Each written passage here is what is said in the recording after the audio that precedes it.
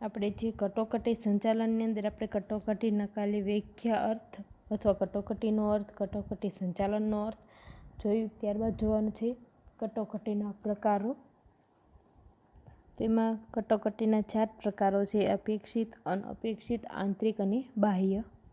પહેલું જોવાનું છે કે અપેક્ષિત કટોકટી કહે છે કે જ્યારે ધંધાકીય એકમના સંચાલકોને અવારનવાર કટોકટીનો સ્પષ્ટ ખ્યાલ હોય કે અસ્પષ્ટ પણ ખ્યાલ હોય ત્યારે તેને અપેક્ષિત કટોકટી કહે. જ્યારે ધંધાકીય એકમના સંચાલકોને અવારનવાર કટોકટીનો સ્પષ્ટ ખ્યાલ હોય કે અસ્પષ્ટ પણ ખ્યાલ હોય ત્યારે તેને અપેક્ષિત કટોકટી કહે છે. આ પ્રકારની અપેક્ષિત કટોકટી માટે સંચાલકોને અગાઉથી કેટલા પગલાઓની તૈયારી કરવાનો સમય મળે છે. કે આ જે અપેક્ષિત કટોકટી હોય એટલે કે જે ખ્યાલ હોય એવી કટોકટી. તો અહીંયા અપેક્ષિત કટોકટી માટે સંચાલકને અગાઉથી કેટલાક પગલાઓની તૈયારી અને એની તૈયારી કરવાનો સમય મળે છે. જે સંચાલકો આવી અપેક્ષિત કટોકટી સામે ધંધાકીય સાહસને બચાવી શકે તેવા સંચાલકો ટકી શકતા નથી. કે જે સંચાલકો આવી અપેક્ષિત કટોકટી સામે ધંધાકીય સાહસને બચાવી શકે તેવા સંચાલકો ટકી શકતા નથી. દ્રષ્ટાંતો કે Y2K સમસ્યા છે તો 31/12/1999ની મધ્યરાત્રિએ 2000ના જે પ્રયત્ન કોમ્પ્યુટર ક્ષેત્રે ધંધાકીય એકમ તથા સરકારી સાહસો માટે મોટી સમસ્યા ઊભી થવાની શક્યતા હતી, જેના વિશે અગાઉથી જ કેટલાક ખાસ આયોજનપૂર્વક કાર્યક્રમો ઘડવામાં આવ્યા હતા. કામદારોના પગાર વધારાની માંગણી હોય તો તેઓ પહેલેથી જ સમય મર્યાદાઓમાં મર્યાદિત હોય છે અને જો નિર્ણયો સહાનુભૂતિ ન લેવાય તો તેનું મંડળ હડતાલ અને અગાઉથી આપી સાહસને મુશ્કેલીમાં મૂકી શકે. કે જે કામદારોની પગાર વધારાની માંગણી હોય તો તે પહેલેથી જ સમય મર્યાદાઓમાં હોય છે, જેનો નિર્ણય સહાનુભૂતિપૂર્વક ન લેવાય તો તેનું મંડળ હડતાલનું જે હોય હડતાલ ઉપર ઉતરે છે. તો અગાઉથી આવી સાહસોમાં મુશ્કેલીમાં મૂકી શકે છે. વાવાઝોડાની દિશા અને તેના વેગ વિશેની જાણકારી પણ અગાઉથી કરવામાં આવતી હોય છે. તો પવનનો વેગ અને દિશાના કારણે અમુક વિસ્તારો પર અસર થશે એવું અગાઉથી જાહેર કરવામાં આવે છે, જેથી અણધારી આફતને કારણે જે નુકસાન થતું હોય તે ઓછું કરી શકાય છે. જે વાવાઝોડાની દિશા એનો વેગ વિશેની જાણકારી અગાઉથી મેળવી શકાય તેથી એના દિશાને કારણે અમુક વિસ્તારો પર અસર થશે એવું અગાઉથી જાહેર કરી દેવામાં આવે છે. ત્યારબાદ જોઈએ કે અનપેક્ષિત કટોકટી કે સાચી કટોકટી કે જે અનપેક્ષિત હોય કે જે ખ્યાલ ન હોય એવી કટોકટી. કે અનપેક્ષિત કટોકટી એવી પરિસ્થિતિ છે જેમાં થનાર ઘટના કે પરિસ્થિતિ એકાએક ઊભી થતી હોય કે જેનો ખ્યાલ અગાઉથી આવતો નથી. તેનું સર્જન થયા બાદ તેના ઉકેલની ચર્ચા વિચારણા અથવા એના ઉપાય વિશે કરવામાં આવે છે. તો આવી કટોકટી સાચા અર્થમાં જ વાસ્તવિક કટોકટી છે. આવી કટોકટી અગાઉથી કોઈ માહિતી કે સૂચના કે અણસાર મળતા નથી, તે એકાએક આવીને ઊભી રહે છે. આ પ્રકારની અનપેક્ષિત કટોકટીમાં સંચાલનની ખરી કસોટી થાય છે. જે એકાએક ઊભી થતી કટોકટી હોય એમાં સંચાલનની ખરેખર સાચી કસોટી થતી હોય છે. આવી અનપેક્ષિત કટોકટીમાં કાયમી રીતે કેટલીક વ્યવસ્થા રાખવી જરૂરી હોય છે. આ પ્રકારની કટોકટીમાં જ સંચાલનની કાર્યક્ષમતાની કસોટી થાય. કે જે આવી અનપેક્ષિત કટોકટી હોય એમાં સંચાલકની કસોટી થતી હોય. જો તે આ કટોકટી ઉકેલવામાં સફળ થાય તો ધંધો ભવિષ્યમાં સમૃદ્ધ બને છે, પરંતુ જો તે અનપેક્ષિત કે અણધારી કટોકટી ઉકેલવામાં નિષ્ફળ જાય તો ધંધાને કાયમી નુકસાન થાય છે. કે આ કટોકટી જો ઉકેલવામાં સફળ થાય તો ધંધો ભવિષ્યમાં સમૃદ્ધ બને અને કટોકટીનો સામનો ન કરી શકે તો તે નિષ્ફળ પણ બને છે. દ્રષ્ટાંતો જોઈએ કે કુદરત સર્જિત આપત્તિ જેવી કે ભૂકંપ, ભયંકર પૂર, મુશળધાર વરસાદ વગેરે અનપેક્ષિત કટોકટી છે. અકસ્માત જેમ કે ફેક્ટરીઓના બોઇલરનું ફાટવું, ઝેરી ગેસની ટાંકીઓ લીક થવી કે ફાટવી, ટ્રેનનું ઉથલી પડવું, આતંકવાદીઓ દ્વારા વિમાનનું અપહરણ કરવું જે અનપેક્ષિત કટોકટી છે. માનવ સર્જિત જેમ કે કામદારોની એકાએક આવી પડેલી હડતાલ સરકાર દ્વારા બજેટના ઉદ્યોગ પર અસહ્ય બોજરૂપ કરે છે. કે કામદારોની એકાએક થતી હડતાલ હોય છે એ સરકારના બજેટમાં ઉદ્યોગ પર અસહ્ય રીતે બોજરૂપ કર છે. આંતરિક કટોકટી જોઈએ કે જ્યારે ધંધાકીય સાહસની અંદર જ કોઈ કારણસર કટોકટી ઉપસ્થિત થાય છે ત્યારે તેને આંતરિક કટોકટી કહેવાય. કે જ્યારે ધંધાકીય સાહસની અંદર કોઈ કારણસર કટોકટી ઉપસ્થિત થતી હોય છે ત્યારે તે આંતરિક કટોકટી કહેવાય. જેના પર સંચાલકોનો અંકુશ હોય કોઈ એવી બાબત અંગે આવી કટોકટી ઉપસ્થિત થાય છે જે દાખલા તરીકે કર્મચારીઓની એકાએક હડતાળ. ધંધાકીય સાહસના જુદા જુદા ક્ષેત્રોમાં આવી કટોકટી ઉપસ્થિત થઈ શકે છે કે જે કર્મચારીઓની હડતાલ હોય જે ધંધાની અંદર જ ઉપસ્થિત થતી હોય છે. તો ધંધાકીય સાહસમાં જુદા જુદા ક્ષેત્રોમાં આવી કટોકટી ઉપસ્થિત થઈ શકે. દાખલા તરીકે નાણાકીય કટોકટી, ઉત્પાદન અંગેની કટોકટી, માર્કેટિંગ અંગેની કટોકટી. આવી કટોકટીઓને નીચે મુજબ આપણે રજૂ કરીએ કે આંતરિક કટોકટીમાં નાણાકીય કટોકટી જે ધંધાકીય સાહસમાં ઉદ્ભવતી હોય કે ઉત્પાદનને લગતી, કર્મચારીની, ટેકનોલોજીની, માર્કેટિંગ ક્ષેત્રની ને માહિતી સંચારને લગતી કટોકટીઓ.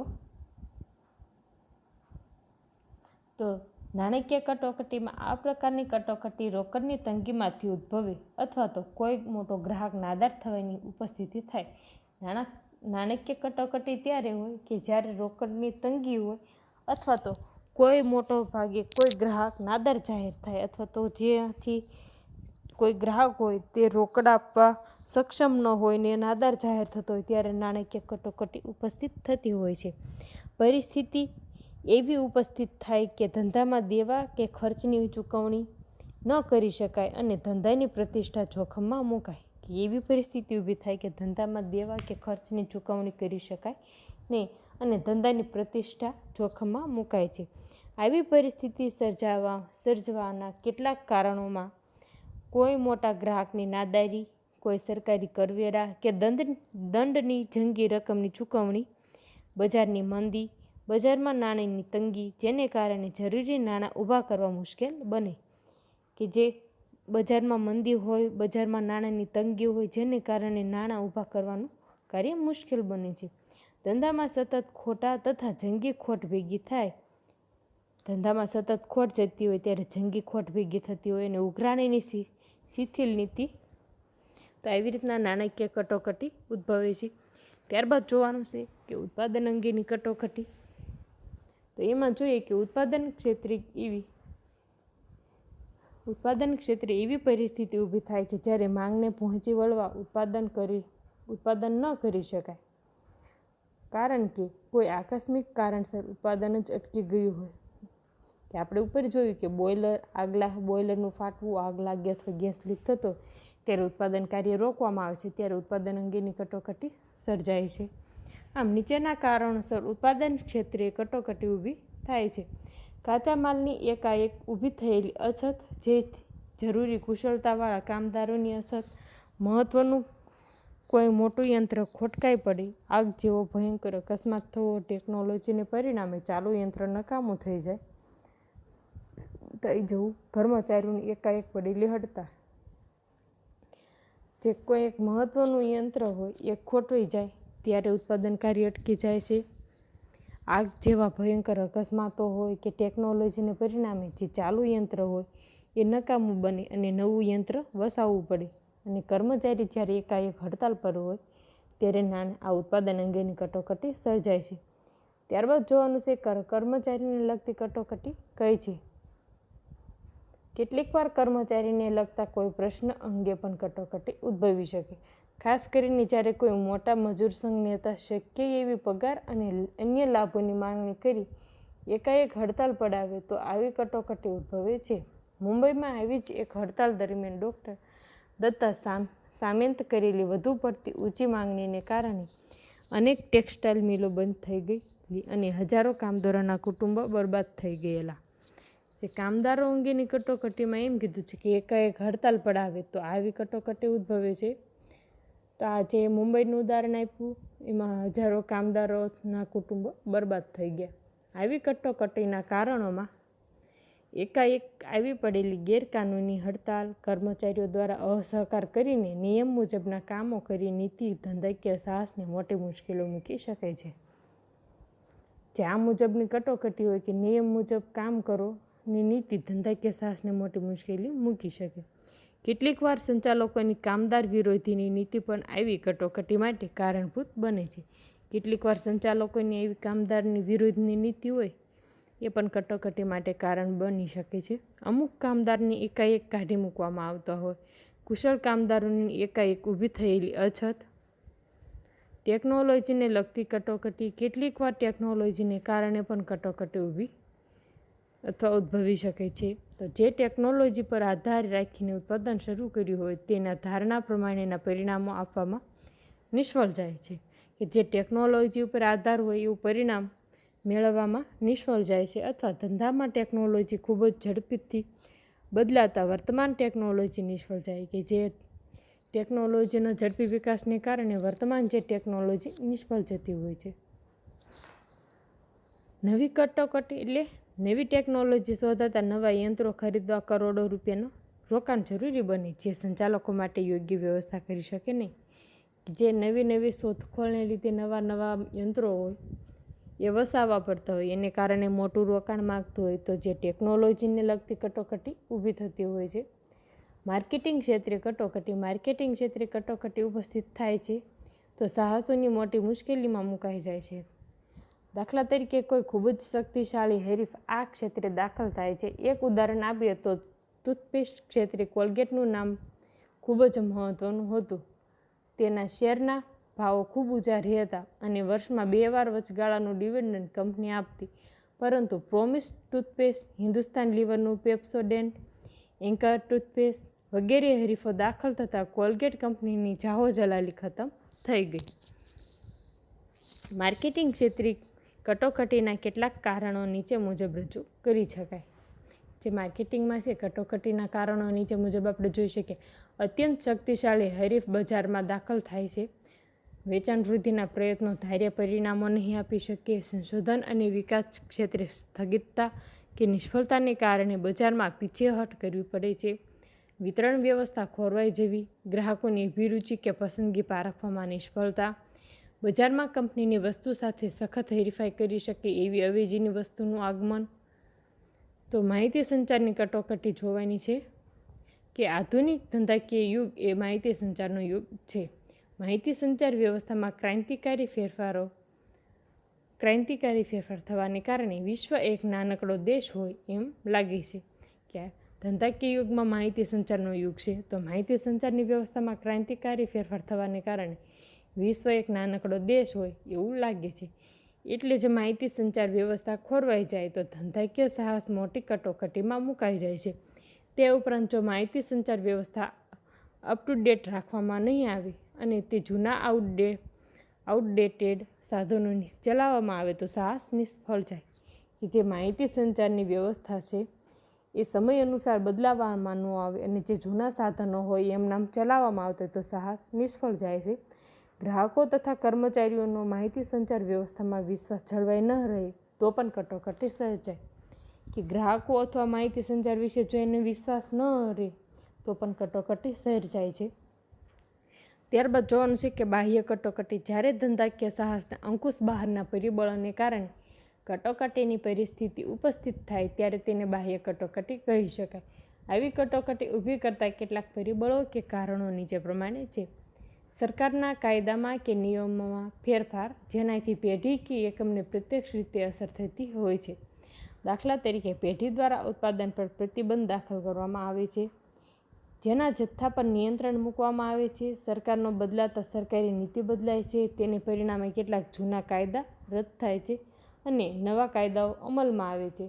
અમુક સરકાર ધંધા વેપારનું ખાનગીકરણ કરી દેશની ઔદ્યોગિક પ્રગતિને વેગ આપે છે, તો કમ્પ્યુટરનિષ્ઠ વર્ચસ્વવાળી સરકારો 100 વર્ષ જૂની માન્યતાઓ અને સિદ્ધાંતોને વળગી રહી ખાનગીકરણનો વિરોધ કરે છે અને દેશની ઔદ્યોગિક પ્રગતિને રૂંધે છે. કે સરકારના કાયદાઓમાં નિયમોમાં ફેરફાર થાય જેનાથી પેઢીની એકમને પ્રત્યક્ષ રીતે અસર થતી હોય છે. તો 100 વર્ષ જૂની માન્યતાઓ અને સિદ્ધાંતોને વળગી રહે અને ખાનગીકરણનો વિરોધ કરે તો દેશની ઔદ્યોગિક પ્રગતિ ઓછી થશે. તો આ પૈકી કેટલીક બાબતો અમુક ધંધાકીય સાહસને અસર કરે છે. કે આવી બાબતો છે અમુક ધંધાને અસર કરે છે, તો કેટલાક સાહસો માટે અસ્તિત્વની કટોકટી સર્જાય છે. ટેકનોલોજીનો વિકાસ. છેલ્લા કેટલાક વર્ષોમાં સમગ્ર વિશ્વમાં ટેકનોલોજીનો વિકાસ એટલો ઝડપી થઈ રહ્યો છે કે જૂની ટેકનોલોજીમાં કરોડો રૂપિયાનું રોકાણ કરનાર કંપની નવી ટેકનોલોજી અપનાવી નહીં શકતા તેની સામે તેના અસ્તિત્વની કટોકટી ઉપસ્થિત થાય છે. જે જૂની ટેકનોલોજીમાં કરોડો રૂપિયાનું રોકાણ કરનાર કંપની હોય નવી ટેકનોલોજી અપનાવી નથી શકતા કારણ કે તેની અસ્તિત્વની કટોકટી ઉપસ્થિત થતી હોય છે. બજારમાં તેજી મંદીનું ચક્ર. આધુનિક મૂડીવાદી અર્થતંત્રમાં તેજી મંદીના મોજા અવારનવાર આવતા હોય છે. તો કેટલીક વાર અર્થતંત્રમાં ભારે તેજી હોય તો કોઈક વાર અર્થતંત્રમાં મંદી પણ સપડાયેલું હોય છે. મંદીના સમયમાં ઘણા ધંધાકીય સાહસો વેચાણની કટોકટી તથા નાણાકીય કટોકટીનો સામનો કરે છે. તો કેટલાક સાહસો આ સમય દરમિયાન બંધ થઈ જાય છે. કે બજારમાં તેજી મંદીનું ચક્ર હોય એમાં ઘણા સાહસો ટકી ન શકે નાણાકીય કટોકટી સામે તો બંધ થઈ જાય છે ને ત્યારબાદ જોવાનું છે કે પર્યાવરણમાં ફેરફારો. પર્યાવરણમાં ફેરફાર તો ધંધા પર પર્યાવરણના પરિબળો ઘણીવાર ઊંડી અસર કરતા હોય કે સામાજિક સાંસ્કૃતિક પરિબળો અને રાજકીય પરિબળો ધંધામાં નોંધપાત્ર અસર થાય છે. તો દાખલા તરીકે સામાજિક ક્ષેત્રે જે નવા ફેરફારો થતા હોય ગ્રાહકની પસંદગી અને નાપસંદગી બદલી શકે તેથી ધંધાની પેદાશની માંગ પર તેની પ્રતિકૂળ અસર થાય છે.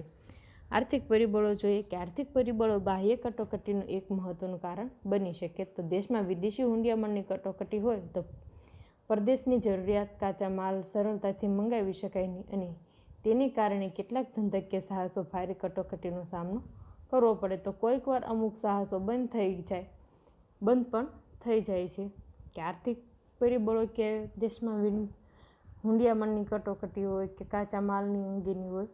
ત્યારબાદ જોવાનું છે કે રાજકીય પરિબળો કયા છે કે જ્યારે એક પક્ષને બદલે બીજો પક્ષ પણ સત્તા પર આવે ત્યારે તેની વિચારસરણી પ્રમાણે ધંધાઓ પર પ્રતિકૂળ કે અનુકૂળ અસર થાય છે. ભારતમાં મુક્ત વિચારસરણીવાળી એનડીએ સરકારના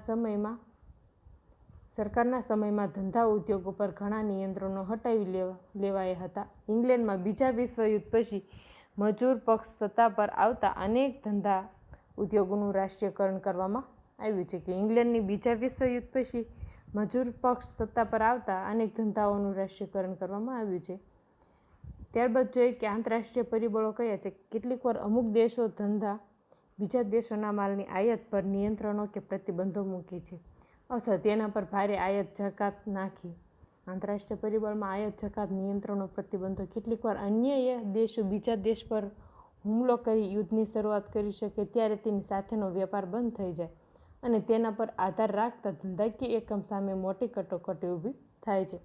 કુદરતી પરિબળો જેના ઉપર ધંધાકીય સાહસનો સહેજ પણ કાબૂ નથી હોતો એવા કુદરતી પરિબળો તેને કેટલીક વાર નોંધપાત્ર અસર કરે છે. તો દાખલા તરીકે ધરતીકંપ, રેલ, વાવાઝોડું, વિનાશક આગ વગેરે. કેટલીક વાર તો આવો કોઈ બનાવ ધંધાકીય સાહસના અસ્તિત્વને જ મટાવી દે છે છતાં વીમા જેવા ઉપાય દ્વારા સાહસનું અસ્તિત્વ બચાવી શકાય. કે કુદરતી પરિબળો જે ધરતીકંપ, રેલ, વાવાઝોડું છે એનું અસ્તિત્વ જે વીમા યોજના એવા સાહસના અસ્તિત્વ બચાવી શકાય છે. તો અહીંયા આપણે જોઈએ કે કટોકટીમાં આંતરિક, અપેક્ષિત, અનપેક્ષિત ને બાહ્ય કટોકટીના આપણે પ્રકારો જોઈએ.